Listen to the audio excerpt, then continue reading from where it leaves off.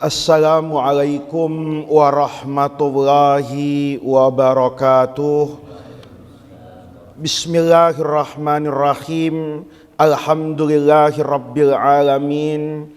Wassalatu wassalamu ala ashrafil anbiya'i wal mursalin wa ala alihi wa sahbihi ajma'in. Amma ba'du.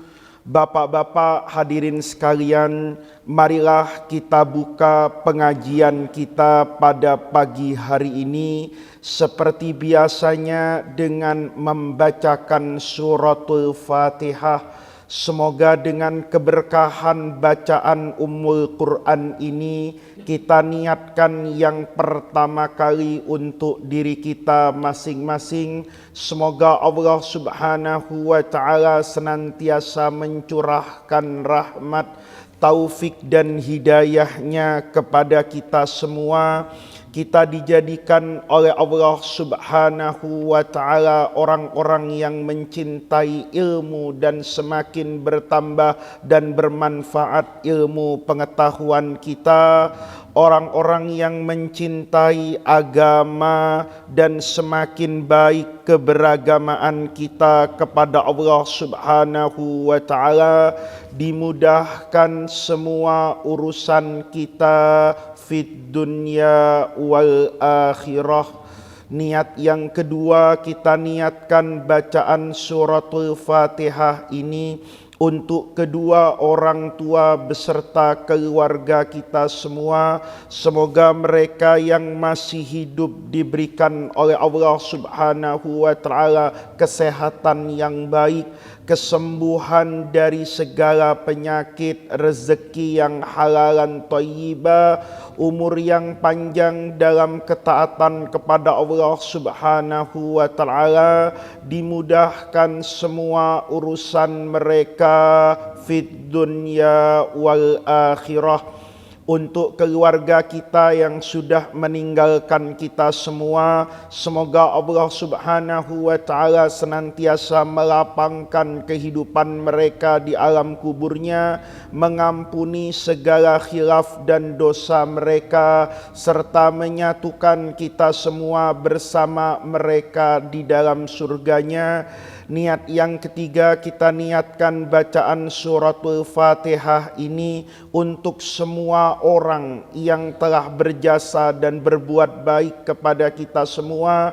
Semoga Allah Subhanahu wa ta'ala senantiasa menerima amal ibadah mereka serta membalasnya dengan balasan yang berlipat ganda. Ala hadhihin niyah wa ala kulli niyatin salihah wa ila hadratin nabiyil mustafa Muhammadir Rasulillahi al-Fatihah. A'udzu billahi minasyaitonir rajim. Bismillahirrahmanirrahim. Alhamdulillahi rabbil alamin arrahmanir rahim maliki yaumiddin. Iyyaka na'budu wa iyyaka nasta'in. Ihdinas siratal mustaqim. Siratal ladzina an'amta 'alaihim ghairil maghdubi 'alaihim waladdallin. Amin. Bapak-bapak hadirin sekalian, pengajian kita pada pagi hari ini tentu meneruskan pembacaan kitab Shahihul Bukhari di Kitabul Fitan. Pada pengajian yang lalu kita sudah sampai pada babu qaulin Nabi sallallahu alaihi wasallam man hamala alainas silah. Itu yang terakhir ya. Bab yang berisikan qaulin Nabi, sabda dan perkataan Rasulullah sallallahu alaihi wasallam, man hamala, barang siapa orang, hamala yang membawa alainas silah, itu bawa senjata di tengah-tengah perkampungan kita, kayak di Pisangan ini, kemudian ada orang yang suka-suka bawa apa ini? Senjata. Kalau ribut-ribut ngeluarkan apa ini? Golok. Itu kata Rasulullah, falaisa minna, bukan termasuk minna golongan kami kaum muslimin. Ini kita sudah membaca beberapa hadis. Nanti tentu karena kita tidak mengaji tiap minggu, kita ambil beberapa hadis saja, nanti kita pindah pada bab yang selanjutnya. Hadis yang kemarin kita bahas ini tentang ancaman Rasulullah kepada orang yang suka menakut-nakuti orang lain dengan membawa senjata. Itu kata Nabi bukan praktek, bukan akhlak, dan bukan karakter orang yang berislam. Karena yang namanya Islam itu seakar dengan kata-kata assalam. Orang Islam itu dalam hadis lain dinyatakan adalah orang yang mampu memberikan assalam. Assalam itu kedamaian, kedamaian kepada setiap orang yang ditemuinya, kedamaian kepada setiap orang yang hidup bersamanya. Kayak kita punya tetangga. Jadi kalau bapak bertetangga, kemudian tetangga kita tidak merasa aman saat dia hidup bersama dengan kita, maka pasti kata Rasulullah ada yang salah dengan keislaman kita.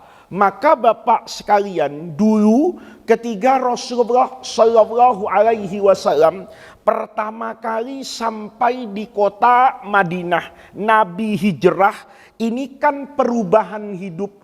Kalau dulu Rasulullah Shallallahu Alaihi Wasallam itu hidup di kota Mekah dengan segala keterbatasannya, para pengikutnya rata-rata kaum yang lemah. Rasulullah di Mekah itu diintimidasi. Rasulullah di Mekah itu masih menjadi kaum minoritas. Karena yang mayoritas itu adalah orang kafir. Begitu pindah ke Madinah, maka kehidupan Rasulullah itu menjadi berbeda. Yang asalnya tidak memiliki kekuasaan, Rasulullah kemudian menjadi apa itu? Penguasa. Rasulullah menjadi kayak presiden di kota Madinah itu, di negara Madinah, yang kemudian kaum muslimin itu menjadi mayoritas yang kuat, didukung oleh suku asli Madinah yang namanya Aus dengan Khazraj, yang nanti disebut dengan kaum Ansor. Nabi bawa keluarganya, saudaranya, tetangganya, masyarakatnya yang terusir dari kota Mekah itu menjadi kelompok apa itu? Al-Muhajirun. Muhajirun dengan Ansor bersatu, kalau bahasa sekarangnya koalisi. Maka kemudian menjadi mayoritas di kota Madinah. Ada kelompok lain di Madinah yang minoritas, yaitu orang-orang apa ini? Yahudi.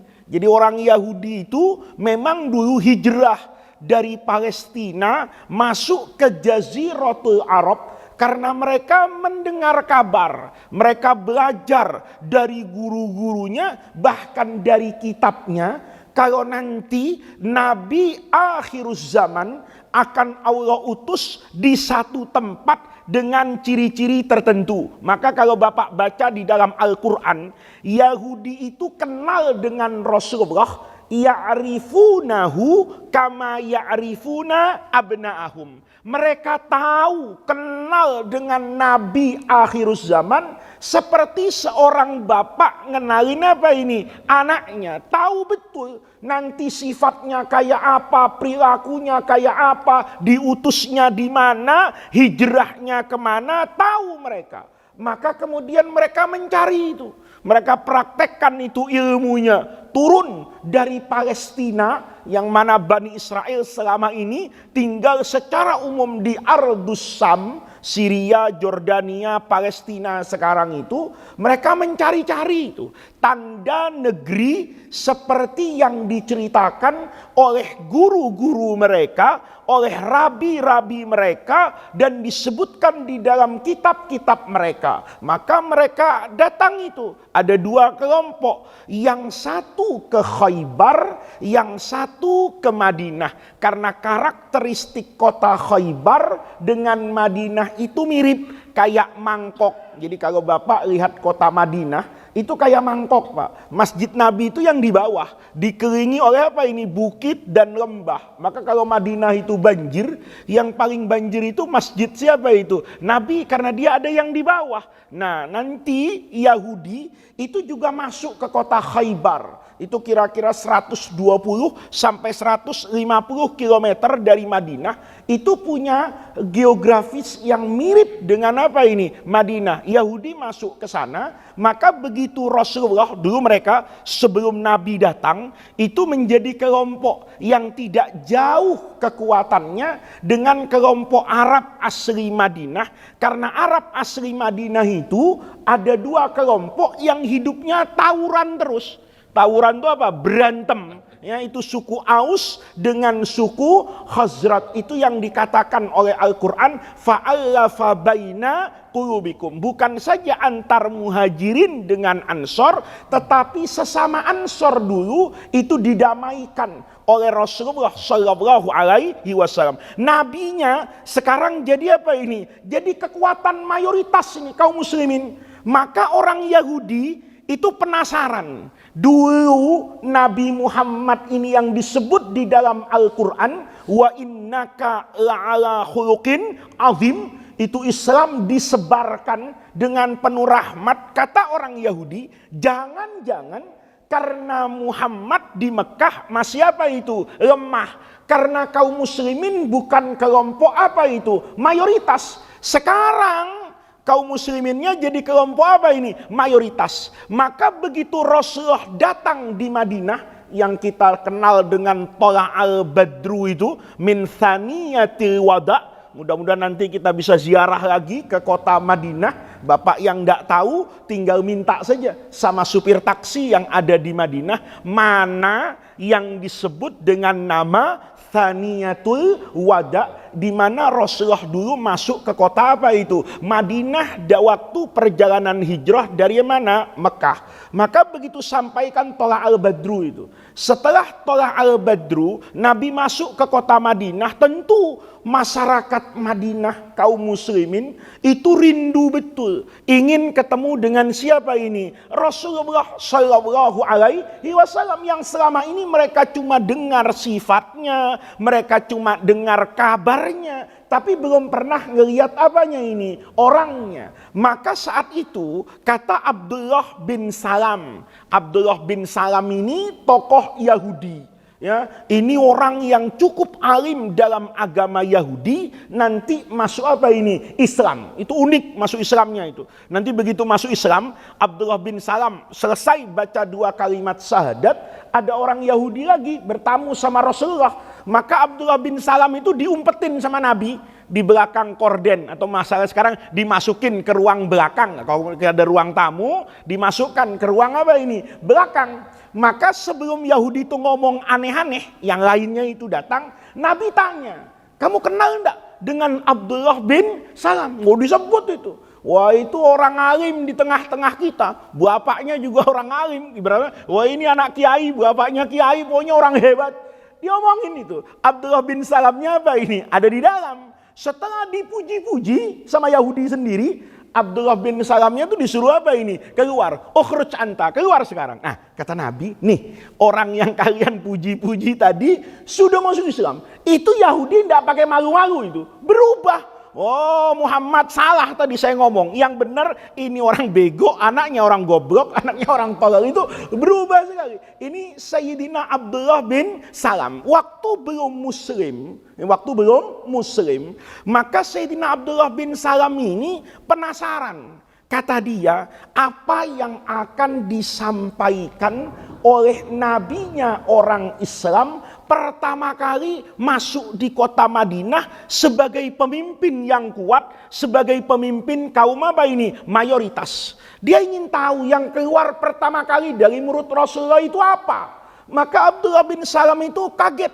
Begitu Rasulullah pertama pertama kali hadis yang disampaikan oleh Rasulullah di kota Madinah itu bunyinya afsus salama wa at'imut ta'ama wa sallu billaili wan nasu niyamun. Ini kata Nabi, pertama kali kumpul orang itu mau dapat apa ini? Tausiah pertama dari Nabi.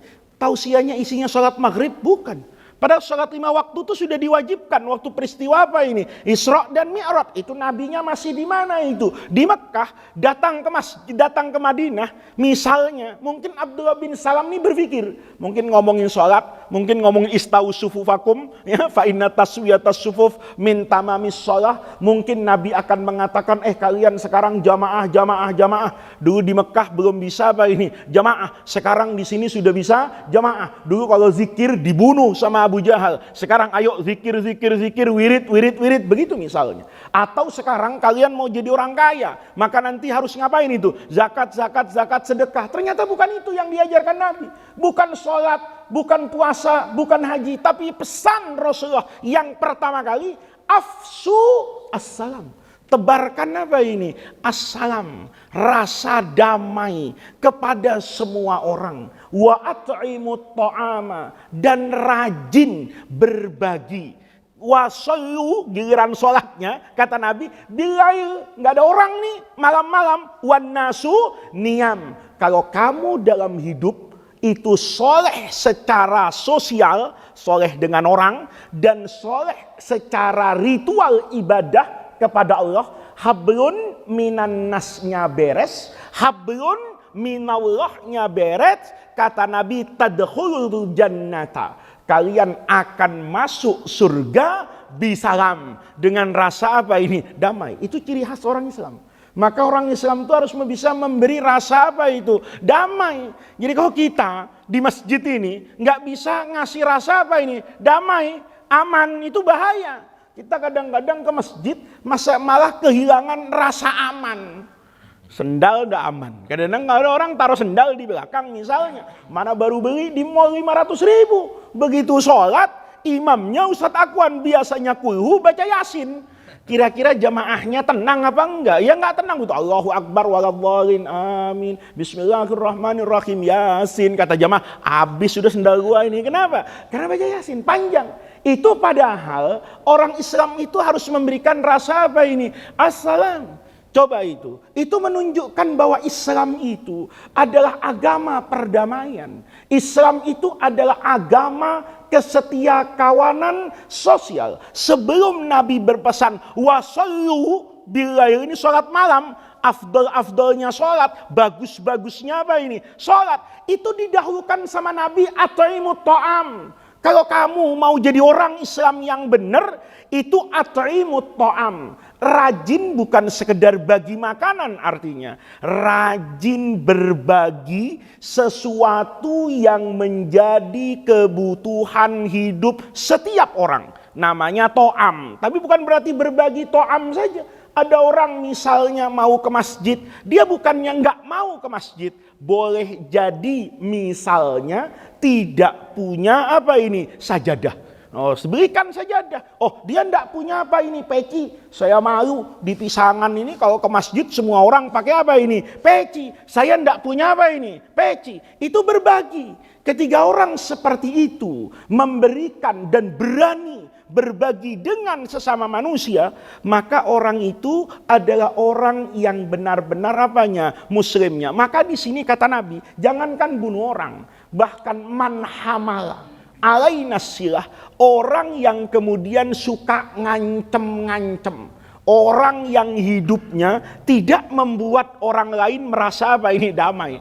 Kalau saya ke masjid bawa pedang kan enggak apa, jamaahnya ngeri. Ini ustadz mau ngajar apa mau ngamuk kan begitu. Jangan-jangan nanti.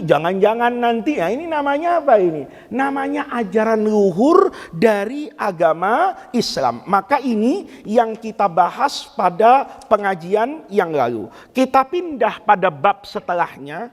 Babu qaulin Nabi sallallahu alaihi wasallam. Bab yang berisikan sabda Nabi, la tarji'u, jangan kalian kembali, ba'di ay ba'da wafati, setelah saya wafat nanti, kata Nabi, la tarji'u, kalian jangan kembali lagi, jangan mengulangi lagi apa yang dilarang oleh Nabi, kufaron, jangan kalian kembali menjadi kafir. Ini kata ulama, bukan berarti Nabi bilang nanti setelah saya orang-orang murtad, bukan. Tapi kata Nabi, kalian nanti sepeninggal saya jangan lagi berperilaku seperti perilaku kalian dulu saat belum beriman kepada saya. Kalian dulu kan belum beragama Islam. Ketika belum beragama Islam, perilakunya dulu zaman apa ini? Jahiliyah. Jangan kembali seperti perilaku kalian dulu ketika kafir. Apa itu? Yadribu, saling memukul, saling menyakiti, saling membunuh, ba'dukum, sebagian kalian pukulkan riqaba ba'din. Riqab itu ya leher orang, dipukul itu artinya diapakan nih? Dibunuh. Jangan kalian berperilaku seperti orang kafir yang suka bunuh-bunuhan, yang suka bermusuh-musuhan. Makanya cirinya orang Islam itu enggak suka apa itu? Musuhan. Nah, kalau ada orang Islam dikit-dikit apa ini? Musuhan. Dikit-dikit gua nggak salaman sama dia. Oh, gua nggak bakalan nemuin dia 7 turunan. Oh, nggak bakalan anaknya gua bolehin sama anak gua. Nggak bakalan besanan. Ini kalau orang perilakunya selalu apa ini? Permusuhan. Nah, ini kan banyak orang sekarang itu dikit-dikit mutuskan silaturahmi. Berbeda pilihan pilpres, pindah masjid. Ada yang kayak gitu, ya. Karena urusan mazhab saja, kadang-kadang pindah apa ini? Masjid. Itu namanya, kata Nabi, perilaku kalian tuh jangan kayak dulu waktu kafir. Karena berbeda sedikit-sedikit bercerai. Tapi orang Islam itu merangkul. Dulu kata guru saya, orang Islam yang sudah hatam Islamnya, orang Islam yang sudah benar Islamnya, itu kayak bumi. Bumi itu diinjek siapapun, tidak milih-milih dia. Mau diinjek orang beriman, mau diinjek orang kafir, mau diinjek penyanyi dangdut yang goyang-goyang, mau diinjek saya, diinjek bapak. Itu bumi, tidak pernah milih-milih untuk diinjek itu. Bahkan yang lebih hebat dari bumi, itu kita lemparin sampah itu. Kita lemparin kotoran, kita mandi, kita keluar airnya kotor segala macam. Tapi bumi tetap memberikan yang baik-baik kepada kita. Itu adalah ciri orang yang beriman. Dia tidak melihat apa yang dia terima, tetapi dia berpikir apa yang bisa dia berikan untuk kedamaian alam semesta ini. Guru saya bilang, orang Islam yang paripurna itu kayak awan. Awan itu menaungi semuanya. Ya, kalau Bapak lihat, awan tuh nggak tanya-tanya, gue mau ngademin ya, itu yang diademin masjid, gereja, candi, orang sholat, orang nggak puasa, orang zakat, orang pelit, semuanya dapat apa itu? Awan. Awan ketika menurunkan hujan, ya semuanya akan apa itu? Dapat. Nah, ini adalah ajaran luhur. Kata Nabi, perilakunya itu jangan dikit-dikit musuhan, jangan dikit-dikit gua bunuh lu, jangan dikit-dikit wah saya bakar, oh saya kucilkan. Tidak begitu orang yang beragama secara apa ini? Benar. Di sini qala Imamul Bukhari, haddatsana Umar bin Hafsin, qala haddatsani Abi, qala haddatsana Al-A'masu, qala haddatsana Syaqiqun, qala Abdullahi, qala Nabi sallallahu alaihi wasallam, sibabul muslimi fusuqun wa qitaluhu kufrun.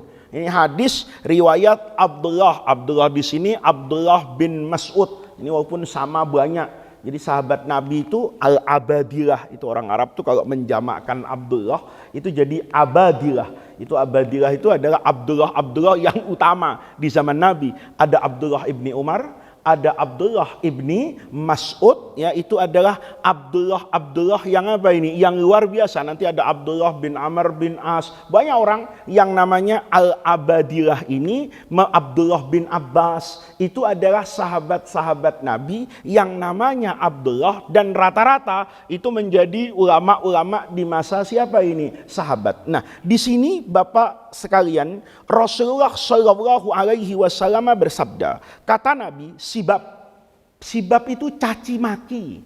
Bahasa Indonesianya sumpah serapah. Ini banyak nih orang kalau sudah marah, itu marahnya kemudian semua isi ragunan disebut. Ya, bukan cuma satu ini namanya sibab. Kalau sekedar menghina itu masih ya nggak boleh juga, Pak. Tapi tidak sampai pada kata-kata apa ini sibab. Kalau menghina itu misalnya, ya, saya kasih contoh misalnya, oh Anda bodoh, itu menghina. Oh Anda tidak soleh, itu menghina. Tapi kalau sudah bawa nama-nama binatang, saya ngeri ngasih contohnya ini ya, udah bayangin sendiri-sendiri ya. Ada orang salah, itu disebut-sebut binatang yang haram kita makan, binatang yang katanya asal manusia, yang suka loncat-loncat. Waduh, itu namanya sibab. Atau orang yang mencaci maki kehormatan orang, itu parah, Pak. Dasar kamu anaknya orang ini, disebut nih, bapakmu, kakekmu, itu namanya sibab. Itu haram hukumnya, Pak. Sibabul muslimi, orang yang suka mencaci maki kaum muslimin, sesama kaum muslimin, itu hukumnya fusuk. Fusuk itu dinamakan orang fasik. Makanya, Pak, tandanya orang munafik dengan orang fasik itu idza khosoma fajaro. Itu naudzubillah itu. Khosoma itu bermusuhan, Pak. Kalau berantem fajaro, jadi orang fajir dia. Hati-hati ini. Sholatnya mungkin kelihatannya apa ini? Khusyuk, bagus. Tapi mobilnya disenggol nih, nggak sengaja ini. Kaca spionnya ketekuk, Masya Allah.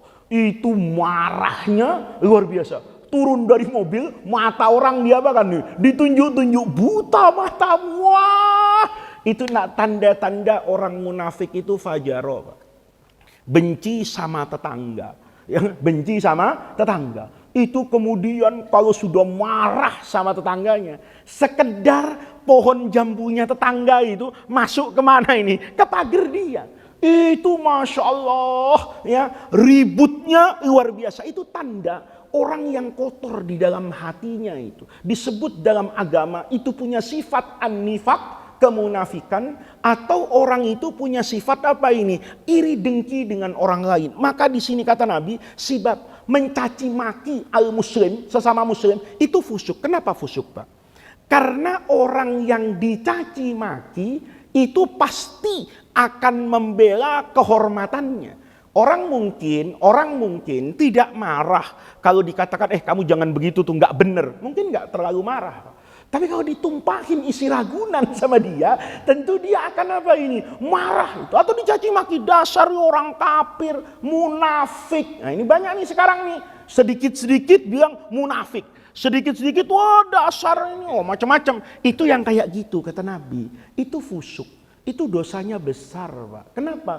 Karena mengakibatkan orang yang asalnya tidak berbuat dosa, jadi berbuat dosa. Ini kebetulan, Pak. Rawinya diantaranya guru Imam Bukhari, ini namanya Al-A'mash Sulaiman bin Mahran. Ini mohon maaf ya, apa bahasa Indonesianya apa ya, juling. Apa mata juling itu tahu enggak ya? Jereng ya. Orang itu ngelihat saja, padahal dia enggak ngelihat. Gitu ya. Ini saya mohon maaf ya, kayak ini bukan merendahkan orang seperti itu. Dulu guru Imam Bukhari ini dua, Pak. Ada namanya A'mash, ada namanya A'raj. Ya. Ini ahli hadis nih. Yang satu jereng, yang satu kakinya itu O. Kalau jalan itu apa? Aroja. Aroja itu apa ya? Miring-miring, Pak. Ya. Apa kalau orang sekarang bilang kena pengkor ya, cuman saya nggak tega mau ngomong Ustaz Suntilan sudah membantu saya ini beliau ini ya, itu betul, itu bahasa yang paling betul yaitu, cuman saya tadi mau ngomong tuh ragu-ragu Ustaz, dibantu rupanya Ustaz Suntilan ini mau apa ya, ja'al makhraj buat saya. Itu pengkor, Pak. Pengkor itu jadi jalan itu nggak rata. Makanya Nabi itu Isra wal Mi'raj itu dibuktikan kebenarannya. Nabi naik ke langit itu tidak menggunakan kata-kata as-su'ud. Padahal naik itu kayak khotib tuh. Idza so'idal khotibu alal mimbar. So'ida itu naik. Ya, soida yas'adus sulam itu ya naik anak tangga. Tapi dalam Isra Mi'raj, Nabi itu tidak dikatakan dengan kata-kata soida, tapi dengan kata-kata aroja. Maka itu dibenarkan oleh teknologi hari ini, karena pesawat itu Pak, pesawat itu kalau naik keluar angkasa hari ini yang sampai ke bulan itu tidak dengan kata-kata soida naik lurus Pak. Bapak lihat, dia didorong naiknya ke atas itu. Semua yang keluar angkasa itu pesawatnya take off-nya tidak normal. Berbeda kalau kita naik pesawat kan, dia normal begini, naik begini. Tapi kalau keluar angkasa, dia didorong oleh roket pendorong kanan kiri itu. Tapi sampai pada bagian atmosfer tertentu, itu nanti roketnya jadi apa ini? Lepas Pak. Mesin pendorongnya itu lepas, dia berbalik seperti ini, meliuk-liuk untuk keluar dari apa ini? Dari langit bumi ini. Itu namanya aroja. Maka orang yang rada pengkor tadi saya suntikan jalan begini-begini, itu namanya aroj. Ini dua orang jalan nih, bareng nih, ulama ini, A'mash dengan A'raj, jalan sama-sama nih lurus. Begitu dia mau ke titik di sana misalnya, ayo kita jalan ke sana, ayo bareng. Begitu di tengah jalan, itu ada orang duduk-duduk di jalanan. Makanya Nabi bilang, iyyakum wal julus fituroqat. Hati-hati kalau duduk di jalanan. Kata sahabat, ya Rasulullah, enggak boleh ini, enggak boleh kata Nabi. Tapi kami butuh ya Rasulullah, kalau di rumah terus pusing, ya mana rumahnya sempit kan begitu toh. Sudah kena PSBB bertahun-tahun. Nah ini kami butuh lah untuk ngobrol dengan orang di jalan. Kata Nabi boleh. Tapi ingat loh, ada kewajiban yang harus kalian tunaikan terhadap hakut tarik. Jadi jalanan itu punya hak. Ya, hak atas kita, apa hak kita itu? Ya banyak Pak. Kita kalau di rumah mungkin nggak dosa. Tapi begitu turun ke jalanan jadi dosa. Ada orang lewat dikomentarin, ya Allah bajunya kayak begitu, baju-baju dia. Kan jadi ngomongin orang itu. Dosa nggak kira-kira? Dosa. Kalau dia tadi ada di rumahnya nggak dosa ini. Maka kata Nabi, hati-hati wal julus fituruqat. Ini bisa banyak dosanya. Orang-orang tadi duduk di pinggir jalan. Maka Imam A'mash ini bilang, ya, yuk kita belok kanan dulu. Ya ibarat ke sini nih, kan masih ingat ya. Kalau kita mau ke jalan Pisangan yang gede itu, kan bisa aja lurus dari masjid ini Pak. Nggak usah belok ke arah depo itu. Tapi kan bisa belok ke arah depo ini, kemudian lurus ketemu masjid apa itu yang di sini? Farihin. Ketemu masjid Farihin ke kanan, sama tuh Pak. A'mash begitu, keluar dari masjid ini mau ke jalanan sana. Mestinya lurus saja nih, lewat depan rumah Pak Haji itu kan selesai di situ gampang. Dia ke kanan Pak. Kayak saya datang tadi dari arah depo itu. Kata A'mash, kita belok kanan dulu yuk. Kata Arad, kenapa? Itu ada orang-orang tuh duduk di pinggir jalan. Kata A'raj, kata A'mash, apa kata Imam A'raj, apa urusan kita dengan mereka? Ya bahasa Betawinya nih, ya lu bayangin aja, gua jereng, lu pengkor gitu. Jalan sama-sama, lewat depan mereka, pasti dia makan itu. Diomongin pasti, ya Allah ini orang alim sih tapi jereng kan gitu. Udah gitu temennya jangan pengkor pula. Ini diomongin orang pasti Pak. Pasti kalau nggak orang merasa kasihan. Coba lihat tuh orang kasihan banget ya. Berteman dua-duanya nggak ada yang bener tuh. Satu matanya yang dalur, ini satu kakinya kan sama-sama nggak rata gitu Pak. Ngelihatnya. Yang satu jalannya miring-miring, yang satu matanya daratnya bukan merendahkan siapapun. Kata Mas belok kita. Kenapa? Kalau kita lewat terus, pasti mereka akan ngomongin kita. Kata Arad, biarin aja. Kita diomongin kan enak. Malah kita dapat apa ini? Pahala. Kan dia yang dosa. Kata A'mash, emang kamu mau masuk surga dengan cara yang begitu? Apa salahnya kita belok kanan, kita selamat dari cacian mereka, dan mereka selamat dari dosa. Nih, jarang orang begitu. Kita kadang-kadang beragama yang bener ya udah lurus aja, emang gue pikirin lo mau ngomongin gue kayak apa kayak yang neraka lo. Nah ini orang yang betul-betul beriman ini, tidak saja memikirkan surganya dia, tapi juga memikirkan apa ini? Surganya orang lain. Kalau mau ngambil enak, itu Imam Al-Hasan Al-Basri itu, kalau kedengeran dilaporin sama muridnya, guru, tadi ada orang ngomongin guru di sana. Masya Allah, masak nasi kebuli Pak. Nasi kebuli kasih sate, sama santrinya itu bilang, kamu antrin ya ke orang tadi. Kata santrinya, ini gimana sih? Diomongin malah ngasih apa ini? Nasi kebuli. Kata Imam Hasan Basri, gimana saya nggak harus berterima kasih sama dia? Dia sudah ngasih pahala sama saya di akhirat. Gara-gara saya diomongin dia, nanti kan yang dosa dia, yang berpahala kan apa ini? Saya. Itu benar, tidak ada yang salah, Pak. Tapi Imam A'mas mengajarkan yang lebih mulia dari itu. Untuk apa? Kalau saya masuk ke dalam surga, tapi jembatannya itu punggungnya orang sesama muslim.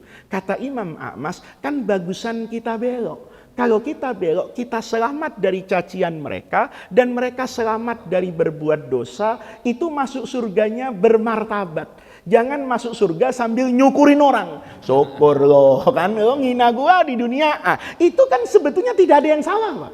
Tidak ada yang salah, karena yang salah dia, yang memilih caci maki dia. Tapi ini puncak keberagamaan seseorang. Sibabul muslim itu fusuk. Kata Imam A'mas, saya ingin menghindarkan, bukan menghindari ini, menghindarkan saudara saya dari perilaku yang bisa membuat orang tadi menjadi fasik.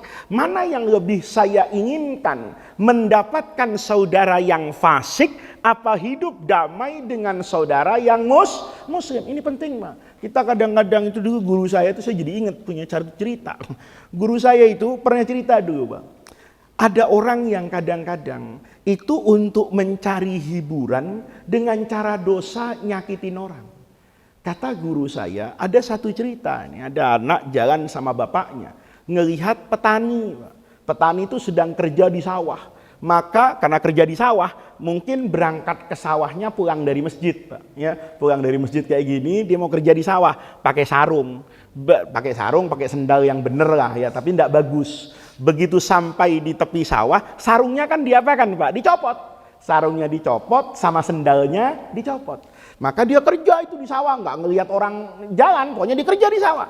Maka anak kecil ini sama bapaknya ini bilang, Pak, lihat sendalnya jelek banget, pasti orang miskin, ya kan? Sarungnya juga gitu. Yuk kita umpetin, ya.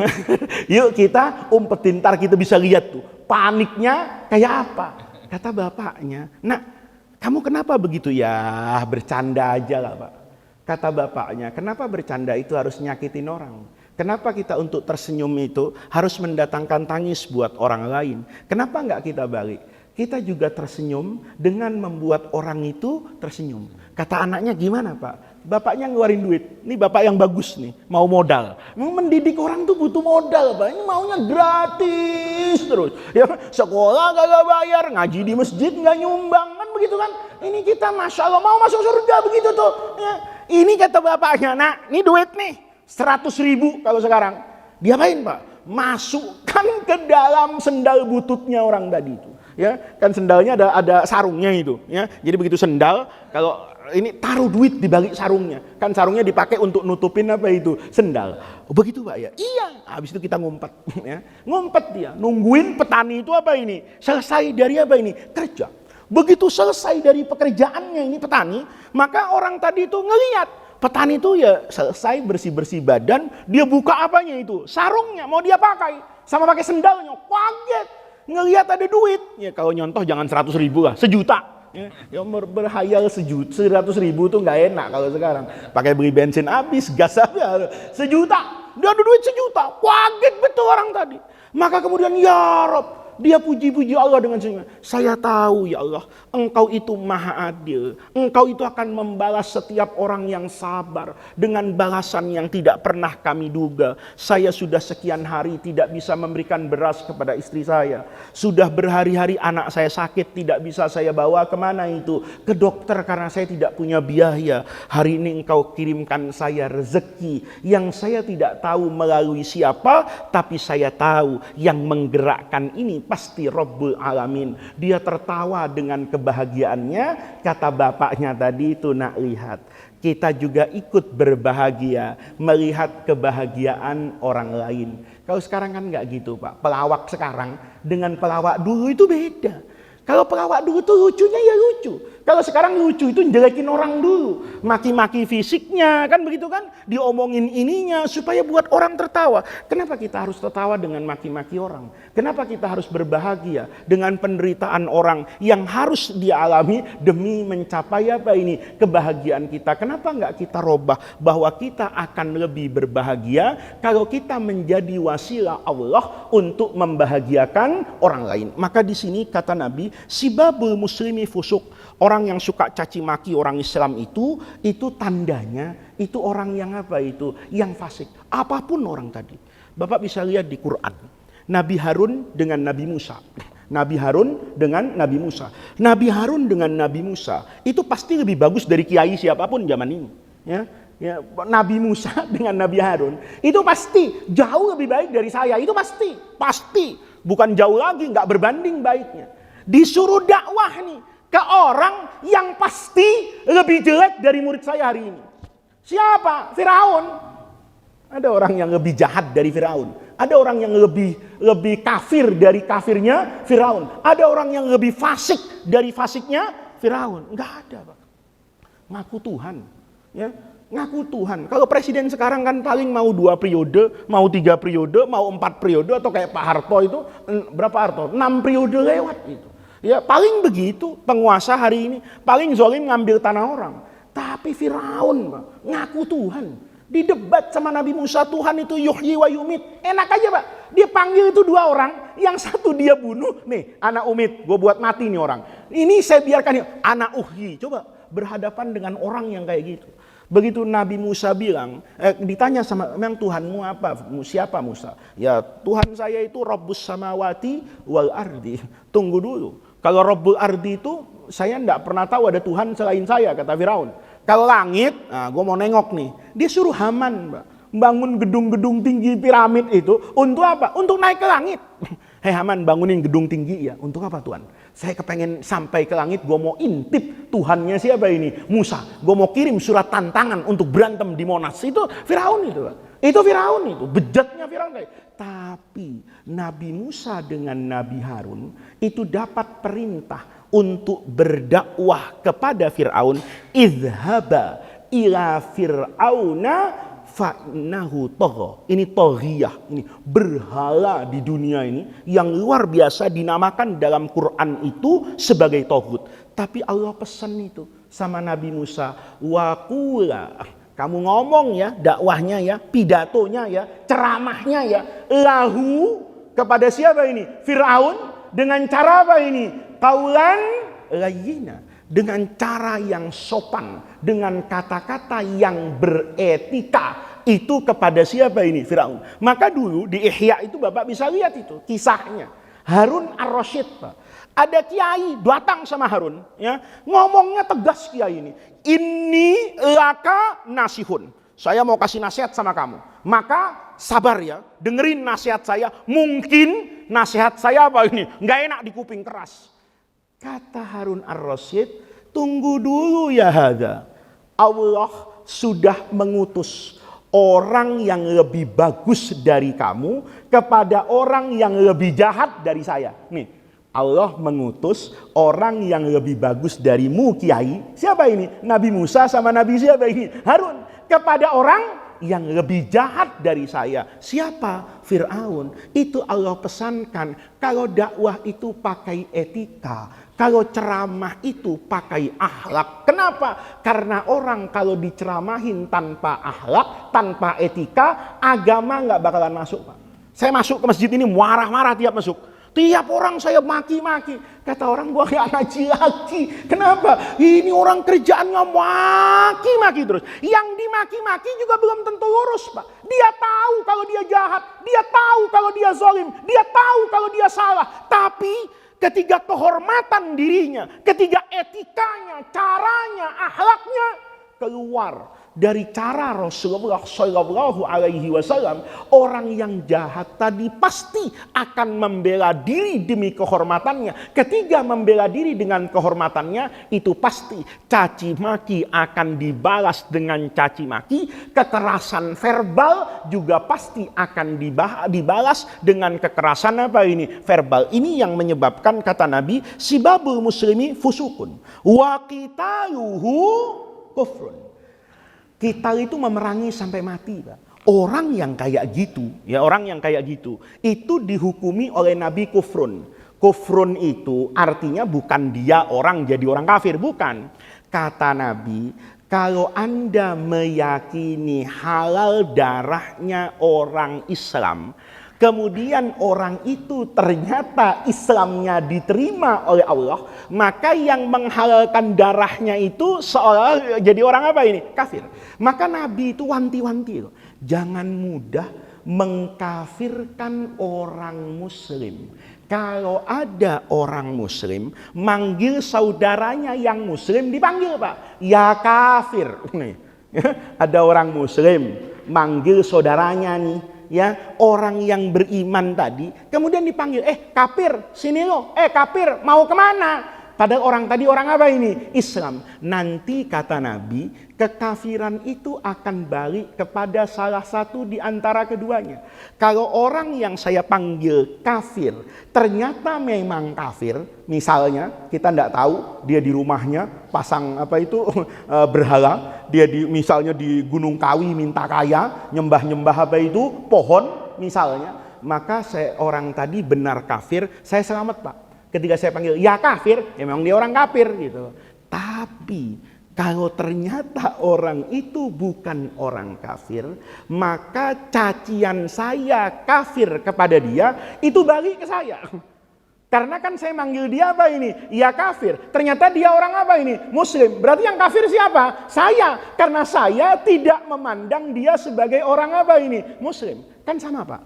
Orang yang beriman kepada Allah pasti kafir kepada Tuhan selain Allah. Saya ini mukminun billahi, kafirun dengan patung, Pak.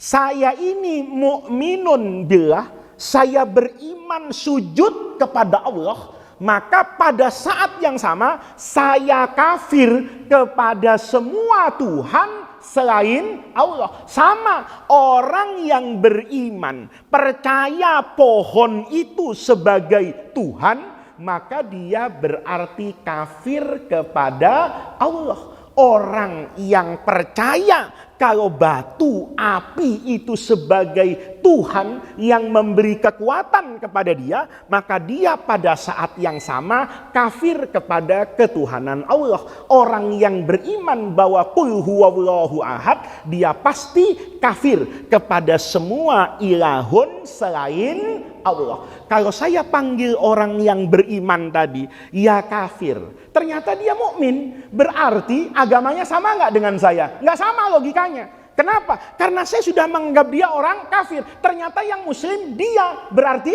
yang kafir yang manggil. Paham Mbak? Ini hati-hati. Jadi jangan mudah mengkafirkan sesama muslim. Jadi kalau misalnya nih ada orang bersengketa, sengketa apapun dalam pemahaman keagamaan, maka bawa itu dalam ranah benar dan salah, bukan dalam ranah kafir dan mukmin. Nih, jadi kalau Bapak ngelihat misalnya nih ada orang ngusap-ngusap kuburan, kuburan diusap-usap, dicium misalnya batu apanya itu nisannya, lihat dulu orangnya. Kalau orang itu orang alim, orang itu orang ngaji, orang itu orang sholat, orang itu yang ngerti agama, kemudian dia cium misalnya nisannya Habib Ali Kuitang, misal, ya misalnya, itu ada ulama yang mengharamkan, tapi nggak ada orang ulama yang mengkafirkan. Ada ulama mengatakan haramnya itu bukan karena musyrik, sul adab kenapa ini? Mungkin nggak gosok gigi, ntar jigongnya baunya itu pindah ke nisannya siapa ini? Guru. Tapi kalau ada orang wangi, bersih, tangannya juga apa ini? Habis wudhu karena mau pegang yasin misalnya depan makam, selesai saya tahlilan, selesai saya tawassul, kemudian misalnya yang makamnya terbuka, kayak Habib Ali Kuitang, saya pegang nisannya itu sebagai tanda rasa takzim, sebagai tanda rasa kangen. Seandainya orangnya ada, yang saya cium tangannya. Tapi karena orangnya tidak ada, maka saya cium nisannya, saya pegang nisannya, itu sebagai rasa kemanusiaan. Cintanya murid kepada guru, cintanya masyarakat kepada ulama. Maka ini jangan dibawa kerana apa ini? Kafir dengan iman, bahaya nanti. Kalau mudah mengkafirkan orang, ada orang tawassul. Doa minta itu langsung kepada Allah. Yang tawassul itu musyrik, kafir. Hati-hati. Kalau yang menjalankan, yang mengucapkan itu orang beriman.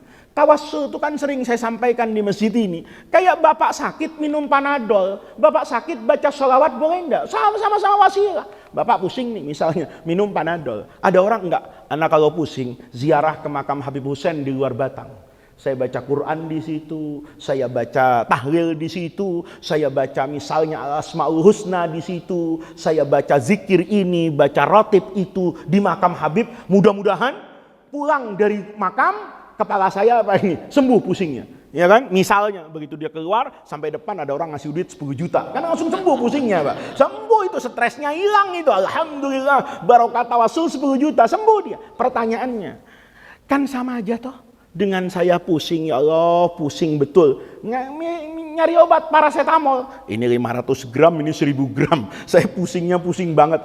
Panadol saja, ini bukan saya marketing Panadol kan gitu, warnanya beda-beda kan Pak.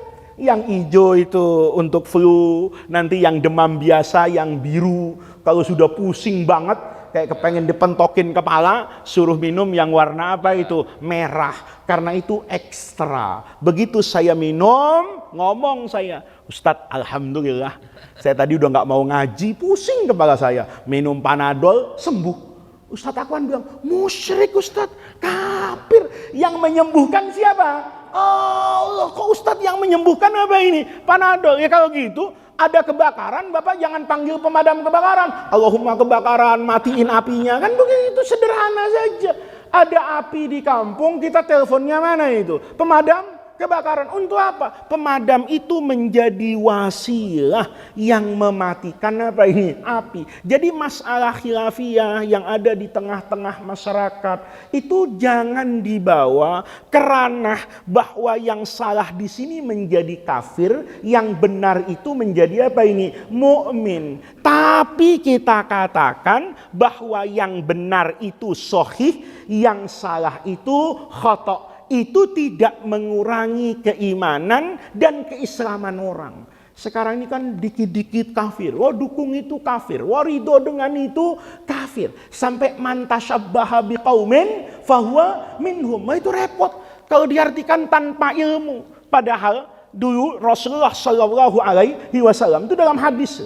Yuhibbu muwafaqata ahlil kitab. Nabi itu suka sekali itu. Jadi Nabi itu kalau disuruh milih, ya dia lebih memilih mirip dengan ahlul kitab daripada mirip dengan orang musyrik, bukan terkait agama, tapi terkait keseharian. Dalam hadis itu contohnya apa? Model rambut. Model rambut orang musyrik itu diikat-ikat, ya kalau ahlul kitab itu dibelah tengah duanya. Dibelah jadi dua gitu, ke kanan dan ke kiri. Maka Nabi itu lebih memilih muwafaqah. Itu bukan tasyabbaha. Tasyabbaha itu kalau kita meniru sesuatu yang menjadi bagian ritual ibadah orang non muslim, ya. Bapak misalnya ini Natalan, masuk ke dalam apa ini? Gereja, ikut nyanyi-nyanyi khusyuk, ya Allah ngelihat Tuhannya. Bapak itu sudah apa itu? Tasyabbaha biqaumin. Bahaya itu pada aspek apa ini? Akidah. Tapi kalau Bapak punya tetangga, ada non muslim nih, tetangga damai hidup dengan Bapak, ngomong, Pak Ustadz, malam 25 Anda mau ngadain acara ya, mohon maaf Pak Ustadz, namanya di kampung organnya kedengeran nih, ya dia mau malam apa itu? Malam kudus. Saya berpikir iya ya, dia cuma setahun sekali ribut di tembok saya Dulu malam-malam di sini. Sekarang subuh-subuh nih, speaker udah kemana-mana. Ya kan? Jujur Pak, kita speaker di mana? Maulid di kampung ini nggak cuma satu masjid. Musola itu bikin, masjid itu bikin, jalanan itu ditutup, ya kan? Speaker ini. Terus orang non Muslim bilang, Pak Ustadz, boleh nggak ya? Saya mau ngerayain Natal di rumah saya. Tapi ya namanya di rumah pasti ganggu. Oh mau silahkan. Ya. Kemudian dia besoknya bilang, Pak Ustadz, selamat Lebaran ya. Saya jawab, bukan selamat Natal, selamat kelahiran Yesus, bukan. Selamat merayakan Natal hari rayamu. Karena dia tahu kan gue Lebaran udah gue kirimin parcel nih Pak Ustadz. Ya kan, gue kirimin sarung ini. Bagian dari al-mu'amalah bil misri. La yanhakumullahu anil ladzina lam yuqatilukum fid din. Walam yukhrijukum min diyarikum antabarruhum. Itu kemuliaan Islam. Itu bukan tasabuh Pak. Kalau tasabuh itu bagian dari ritual ibadah yang membedakan. Karena Bapak dulu orang tuh kadang-kadang belajarnya tuh salah Pak. Ya, salah paham. Dulu sebelum kemerdekaan Indonesia itu kiai-kiai fatwa pakai dasi itu hukumnya haram. Kenapa? Karena waktu itu menjadi simbol Belanda, simbol kolonialisme. Begitu tidak lagi jadi simbol, kiainya pakai dasi. Kiai Wahid Hasim itu ketika rapat konstituante masih ada ayahnya, Hadratus Syekh Hasim Asy'ari. Itu pakai apa itu? Pakai dasi. Dulu guru pakai sarung. Sekarang kiai ceramah pakai celana gitu loh. Karena dulu kan Belandanya kabur, celananya nggak dibawa, diwarisin sama Ustadz Suntilan itu ya. Jadi dulu kita itu orang Indonesia itu nggak pakai celana Pak. Kalau pakai celana pendekar itu yang lebar komprang begitu, nggak ada orang pakai celana kain model sekarang, pakai jas. Itu Belanda. Belandanya pulang, jasnya ketinggalan, dipakai sama orang pisangan gitu kan. Nah, ketika dipakai, oh itu mantasyabbaha biqaumin, enggak. Karena itu bukan bagian dari apa ini ritual. Apa-apa yang bersifat keduniawian murni itu ya disilahkan saja. Tapi nanti kalau yang duniawi ini dibawa ke ukhrawi maka jadi pahala. Nih, Ustadz Akwan, masjidnya bangun apa itu? Menara. Menara itu bukan tradisi Nabi. Memang Nabi masjidnya pakai menara? Enggak. Ketika Islam kemana-mana itu ngelihat. Di Persia itu orang kok bangun menara bagus. Berpikir orang ini kalau dinaikin ke atas. Nanti kita kalau azan enggak di mana itu. Dulu orang azan enggak di dalam masjid loh Pak. Karena kalau orang azan di dalam masjid enggak ada yang denger, enggak ada speakernya. Orang azan zaman Nabi itu jauh dari masjid. Nyari tempat yang apa ini? Tinggi. Bayangin Pak, ya kalau Bapak sekarang nih nyari tempat tinggi di mana? Mungkin cari ke Rawamangun, ke Pulau Gadung, mungkin belum tentu ketemu di Cibubur sana. Lu adzan sono, mungkin seminggu jadi tukang adzan pensiun Pak, gua berhenti. Kenapa? Tiap adzannya, maka kemudian ketemu dengan yang namanya apa ini? Menara. Begitu orang Muslim berinteraksi dengan kaum Persia, ngelihat, oh ada menara, bagus nih, menaranya dibawa ke masjid, isinya jadi azan, itu tidak dinamakan dengan apa itu? Tasyabbuh. Bapak baca Quran, tanya sama qori itu, lagunya Bayati, lagunya Hijazi, itu memang dikerjakan oleh Rasulullah? Enggak. Ketika orang bertemu dengan Persia, ada ilmu namanya ilmu aswat, suara. Kalau sekarang tuh do, re, mi. Kan kalau kita nyanyi gitu Pak, ada rendah, tinggi, turun. Jadi indah kedengarannya. Baca Quran dengan menggunakan seni, maka bacaan Quran itu terasa semakin indah. Azan Pak, kalau pakai lagu itu indah. Padahal aslinya nih ya nggak usah. Allahu Akbar gitu kan. Kau kayak gitu, lu adzan apa ngomel kan gitu kan. Kenapa? Intonasi suara bukan adzannya. Orang nggak pernah mempermasalahkan apanya, Allahu Akbarnya, tapi intonasinya. Intonasi itu kan budaya. Intonasi itu seni. Mohon maaf, orang kayak Pak Haji yang dari Sumatera itu suaranya lebih keras dari orang Jogja sama orang Solo. Kadang-kadang dia enggak marah, tapi orang Jogja bilang, udah marah-marah dia. Bukan enggak marah-marah, bukan marah. Memang bahasanya kayak begitu. Ada orang, itu orang sabar banget ya, enggak pernah marah. Bukan enggak pernah marah, dia udah marah-marah. Cuman orangnya lembut. Itu kan budaya tradisi gitu Pak. Nah, yang dialek itu hal-hal saja gitu. Dialek Quran juga begitu. Kayak Bapak orang Betawi, udah jelas ditulisnya kopi, masih ada yang bacanya kupi. Udah jelas tulisannya sapi, masih dikasih M, sampi. Saya tanya apa Pak? Sampi. Anak-anak tuh dulu kalau masih SD, saya punya teman dulu di SD itu belajar nulis kan. Kata gurunya sapi.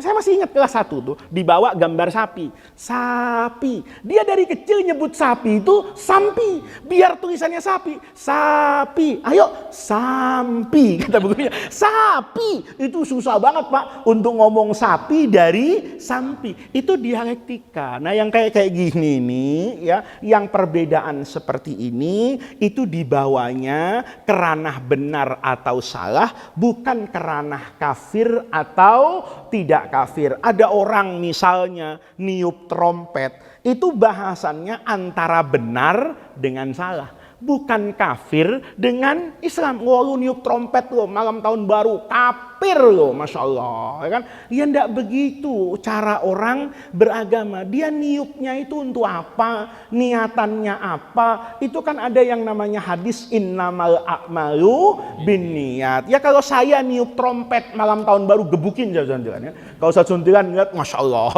Ustadz malam tahun baru tiup trompet, pecat saya dari masjid. Ustadz kayak gini nggak perlu lah ada kayak gitu. Tapi anak-anak sebatas merayakan kita tanamkan. Nah, ini pergantian tahun, pakainya kalender Masehi berbasis matahari. Kita juga butuh sama kalender itu. Untuk apa? Ya untuk sehari-hari. Bapak umroh kalau pakai kalender Hijriyah bisa perang di bandara. Betul, tiketnya ditulis tanggal 1, misalnya tanggal 1 Muharram pulang.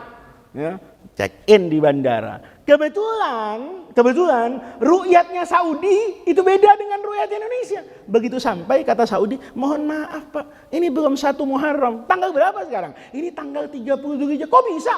Ya bisa. Kami kemarin enggak ru'yat waktu bulan Dzulqa'dah itu. Kemarin enggak ru'yat kami. Jadi Dzulhijjahnya kami sempurnakan 30. Karena kami sempurnakan 30, berarti sekarang masih tanggal 30. Tiket Bapak kan tanggal 1, besok aja bacok-bacokan Pak di bandara gitu. Makanya masjid Jami sama masjid di Perumpung misalnya mungkin beda puasanya, mungkin beda lebarannya, tapi tidak mungkin beda sholatnya.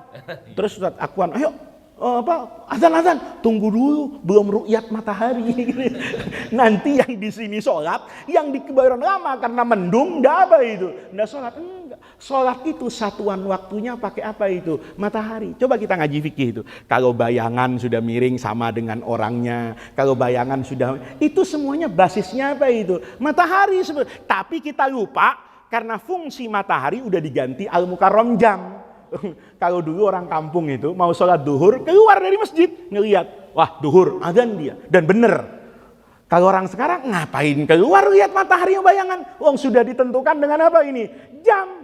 Keluar malah salah dia, ya kan? Ini udah belum aja dah, gue makan dulu baru azan. Ya itu juga bahaya. Nah ini bapak-bapak ya terkait dengan perilaku orang Muslim. Jadi orang Muslim itu tertawa, orang Muslim itu senyum, Orang Muslim itu lembut, orang Muslim itu memberikan rasa aman, memberikan rasa damai, itu bagian dari keislaman. Tapi sholat, tapi puasa. Oh, orang Muslim itu yang penting ramah, enggak zakat-zakat, neraka juga.